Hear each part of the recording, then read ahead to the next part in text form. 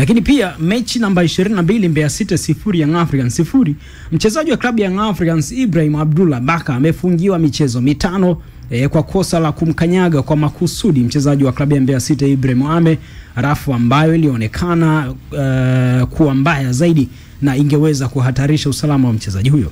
Adhabu hii ni kwa mujibu wa kanuni ya 41 kipengele cha 21 cha ligi kuu kuhusu udhibiti wa wachezaji. Mwamuzi wakati wa mchezo tajwa hapo juu Omar Mdoe kutoka Tanga ameondolewa kwenye orodha ya waamuzi kwa mizunguko 5 kwa kosa la kushindwa kutafasiri vema sheria za mpira wa miguu na kushindwa kuchukua hatua kwa vitendo vya ukiukwaji sheria za mpira.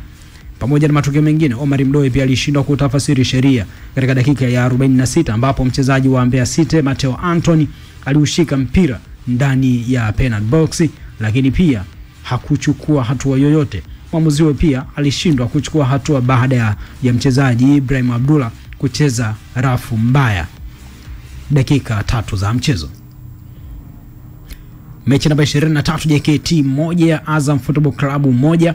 Mchezaji wa klabu ya JKT Tanzania Mohamed Bakara amefungiwa michezo 5 kwa kosa la kumkanyaga kwa makusudi mchezaji wa klabu ya Azam FC Lusajo Mwaikenda, rafu ambayo pia ilionekana kuwa mbaya zaidi na ingeweza kuhatarisha usalama wa mchezaji huyo, ambapo ilionekana pia kwenye watu wenye haki za matangazo. Lakini kitu hiyo mwamuzi pia wakati Jackson Samuel kutoka Arusha na mwamuzi msaidizi namba 2 wa mchezo tajwa hapo juu wote wameondolewa kwenye orodha ya waamuzi kwa mizunguko 5 kwa kosa la kushindwa kutafasiri sheria za mpira wa miguu na kushindwa kuchukua hatua kwa vitendo vya ukiukwaji vya sheria za mpira. Yes. Bwana, hizi ndio adhabu ambazo zimetoka kunako kamati husika hizo kweli ya saa 72. Ipo chini ya TFF ama bodi ya ligi? Hii ni bodi ya ligi. Ya bodi ya ligi. Hii ni kamati ya bodi ya ligi. Kamati ya bodi ya ligi. Hizi ndo adhabu. Vipi? Kuna tukio lolote ambalo maybe limetokea hapa kwenye hizi round hawajaorodhesha hapa, ama yale ambayo ni basic tuliyashuhudia? Nadhani la Kevin limebaki la Kevin Kijili. Kevin Kijili. Hii red card ambayo kunizungumzia pia. Lakini nyingine ya Mashujaa ile ni hivi ni mechi ya mzunguko huu. Hii juzi tu hapo. Ya juzi hapo. Ni moja tu, lakini nyingine zote. Yapo mimi concern yangu pia ipo kwenye mechi ya Mbeya City na Young Africans. Yeah. Kwenye tukio la Ibra Baka. Kwangu mimi pale walistahili wote wawili ya adhabu. Ibra umejaribu kurudia tena ile tukio? Asilimia kubwa. Kila nikirudia naona mguu wa Ibrahim Ame. Hata kama na overtake ila niliona kitu. Maana nakumbuka maelezo yako lidai kwamba Ame alianza kumkanyaga mguu wa chini Baka. Ibra Baka. Baka ali react. Lakini kiangalia before ile mguu kweli hajafika pale chini unapozungumzia. Baka tayari react akaenda kugongana na ule mguu. Yaani Baka alichoharibu ni kurudi ya pili. Kurudia. Yaani kumkanyaga yote. Lakini kitendo cha Ame kumkanyaga Baka kilikuwepo. That's it, ndio ninachozungumza. Kwa hiyo tafasiri pale ilibidi mimi naamini wale wote stay kadi nyekundu kwenye ile mchezo. Yes, kwa sababu kusema kwamba kulikuwa kuna incident ambayo Ibrahim Ame labda ilikuwa involuntary kwenda kwenye mguu wa Ibra Baka, kwangu mimi sioni kama ilikuwa ni involuntary, sababu ilikuwa ni hatua ambayo alichukua kwenda kwenye mguu wa Ibra Baka. Regardless nani alimuanza mwenzie, alianza Ibra Baka, alianza yeye kumkanyaga mwenzie, wale wote wawili walistahili kupumzika kwenye ile mechi. Okay, ile tukio ni la kihuni. Ibrahim Baka alifanya ni tukio la kihuni kabisa sana, ambalo alipaswi kufumbiwa macho wala. Na hapa nataka niangalie ratiba hapa.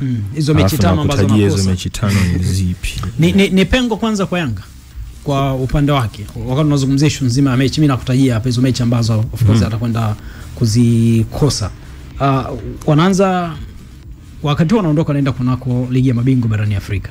Lakini ukiangalia kwa mujibu wa ratiba mechi za ligi kuu, wana mechi dhidi ya kikosi cha Mtibwa Sugar tarehe 29. Kwenye hizo mechi 5 ambazo utazikosa Ibrahim Baka, wana mechi na Tanzania Prisons ugenini Mbeya Novemba mosi. Novemba 4 watakuwa nyumbani dhidi ya KMC, ugenini pia dhidi ya Namungo, na mechi ya 5 itakuwa dhidi ya Coastal Union Disemba 10.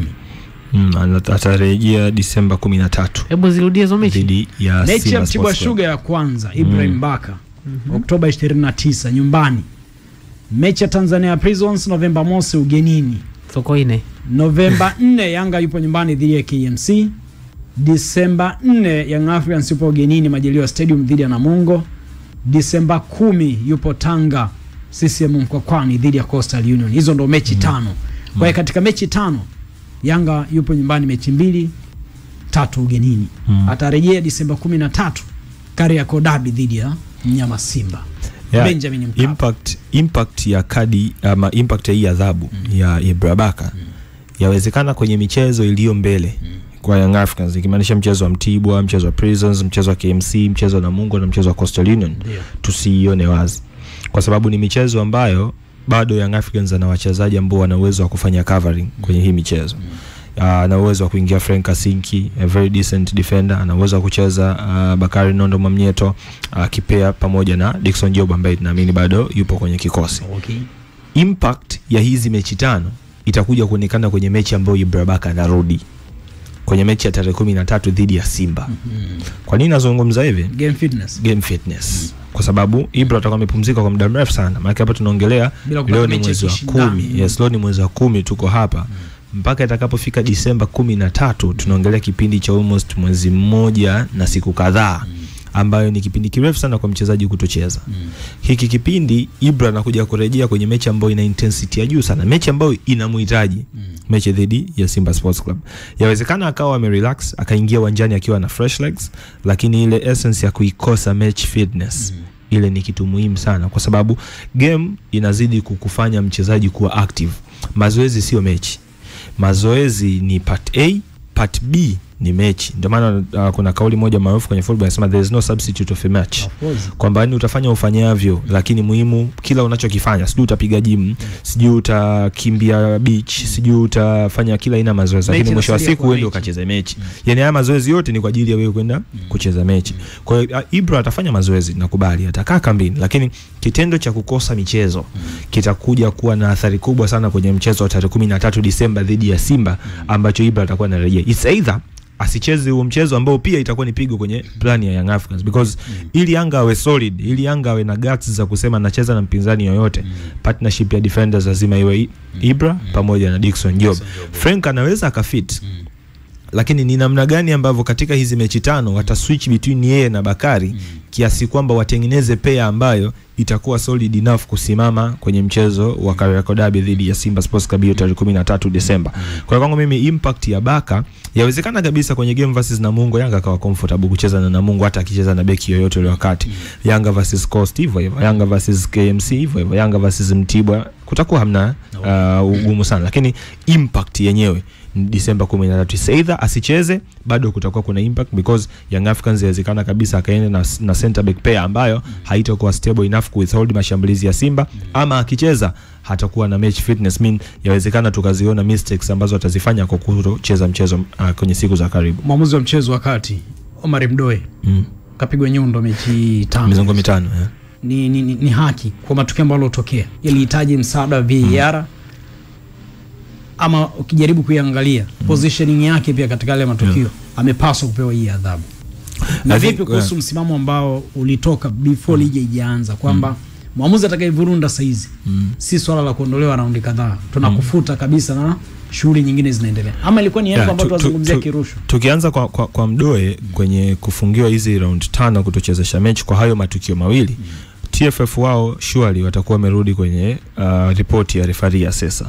Namna ambavyo referee assessor alipokea ripoti za waamuzi wote, nikimaanisha line 1, nikimaanisha line 2 pamoja na yeye mwamuzi wakati. Sijasoma report, lakini kutoona line 2 amefungiwa kwa liona tukio la penalty, yawezekana kabisa kwenye mazungumzo, kwa sababu wale watu kunakumbuka kuna vile vifaa ambavyo wanavivaa, yawezekana kabisa kulikuwa kuna communication ambayo bwana Mdoe aliignore, either aliikataa kwa kumwambia line 2 bwana hiyo sio penalty, ama pia alikataa tukio la line 1, kwa sababu ukisoma report kwangu mimi nilivyo baada ya kupata faida za picha za marejeo, niliamini yale matukio yalikuwa ni yangeweza kuamuliwa vyema iwapo line 1 na line 2 wangekuwa vyema kazini kwao.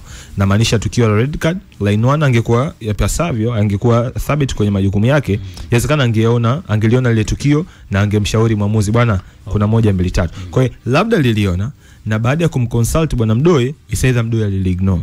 La tukio la penalty the same thing, labda line 2 liliona, lakini kwa kukosa labda udhibiti ule moja kwa moja, labda limconsult referee wakati, bwana nahisi nimeona penalty, umeiona? Hapana, sijaiona, mechi inaendelea. Kwa hiyo inawezekana hayo ndio matukio ambayo yamepelekea bwana Mdoe kufungiwa. Nikija kumaliza swali lako la mwisho kuhusiana na kuondolewa moja kwa moja kwenye mzunguko wa waamuzi, narudi tena kwenye ripoti ya referee assessor.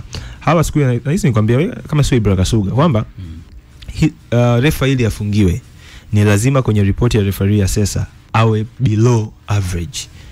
Kuna max zake. Yes, yani kuna max ambazo atapewa. Yani akiwa below ile average, huyu anastahili moja kwa moja kufungiwa. Inawezekana isiyo kwenye issue za rushwa, lakini kitendo tu cha yeye kuperform chini ya average ya referee, hiyo inaweza ikawa ni kigezo cha kufungiwa. Kwa hiyo Mdoe, kuondolewa moja kwa moja kwenye issue ya uamuzi kwenye taifa hili. Kwa hiyo Mdoe inawezekana amefanya mistakes, lakini makosa aliyofanya bado hayamweki kuwa below average. Inawezekana ameperform isaidha kwa 50% kati ya hizo 100. Kwa hiyo hizi zina qualify yeye kufungiwa. Ndio maana kuna makosa mengine utayafanya yana qualify wewe kupewa adhabu, isaidha utaonywa ama utafungiwa mchezo mmoja. Kwa hiyo Mdoe inawezekana imefall kwenye kategoria hiyo. Bwana Meja Jenerali Samuyo pale, JKT Tanzania 1 Azam FC 1. Azam jana walituthibitishia hapa malalamiko yao kuelekea bodi ya ligi kuhusiana na maamuzi ya waamuzi. Yes. Wakiongozwa na maamuzi wa kati Jackson Samuel kutoka Arusha, Kasim Mpanga alikuwa maamuzi msaidizi namba 1 kutoka Dar es Salaam, Hamdani Saidi maamuzi namba 2 msaidizi huyu kutoka Mtwara. Hao wawili ndio walifanya makosa. Wakati Jackson Samuel pamoja na msaidizi namba 2 Hamdani Saidi kutoka Mtwara. Ndio. Adhabu zao ni fair kwa waamuzi hao. Ya fair kabisa. Fair. Yani kwa sababu ni matukio ambayo yalikuwa ni very easy, ni kwa mwamuzi wa level ya Premier League. Tanzania ligi namba 5 Afrika. Yale maamuzi mechi ya Azam ilinisikitisha sana. Yale mpaka leo bado sijalikava. Yani kila mpaka leo bado sijalikava sure, kwa sababu kila nikikumbuka kwamba leo hata ukimweka hapa yani ana kwa ana bwana, hebu nieleze pale nini uliwaza, yani hawezi kukupa majibu sahihi. Ile tukio nichukue mtoto anayejua mpira ule tu kawaida, shule ya msingi, darasa la 6 la 7 la 5, nimpe kipenga achezeshe. Lile tukio hawezifanya na kuambia. Lakini unajua uwanjani kuna mambo mengi. Unaweza kukuta alipigwa juu yako juu. Wapi. Mambo yamekuwa yanajirudia. Ni tukio ambalo lilikuwa ni la ajabu kwa. Lakini umesikia hapa prison wao kuna watu aliingia pale. Bora hao. Unaweza kusema yani manangu labda jukwani alisikia. Ole wako. Kuna sauti labda isikika. Ile upo kambini hapa, ole wako. Bora angepeta tungeelewa moja. Kwamba umepeta. Lakini kitendo cha kutoa kadi ya njano unapuliza, tunajua yani kitendo cha kupuliza kwamba ili ni kosa. Kadi ya njano tayari bwana, kumbe ule ilistahili adhabu zaidi ya hii. Alafu mtu kamkimbiza, yani wamebaki watu wawili tu. Yani Baraket na beki wa JKT. Unajua ile tukio mpaka wachezaji wenyewe wa JKT wakawa na shanga. Bwana, mwisho wa siku kwa hizo raundi zote sijasikia bwana swala la timu kuingilia mlango sio rasmi. Bado hujakutana big game. Imani za kishirikina hapa ndo sijasikia bwana. Hujakutana mechi zenyewe. Game hazijaumana. Subiri uone. Hapa nimesikia tu kocha anakosa sifa. Sema mwamuzi kafanya nini? Dodoma wamezidi. Dodoma isee. Dodoma hiyo. Sasa kwa sababu tutarudi na story ya Simba. Naomba nimwambie msikilizaji nina exclusive ya story ya Simba. Alafu nitakwambia kwa nini wanafanana na Dodoma Jiji. Tarejea dakika chache tunapata break hapa. Samuel Rashid yuko hapa. Ebeneless mimi mpotujuzi Mreno Brain Mpogole. Nakukaribisha sana. Show yetu bwana, ukomo ni 3 kamili za usiku. Miongoni mwa makosa makubwa ambao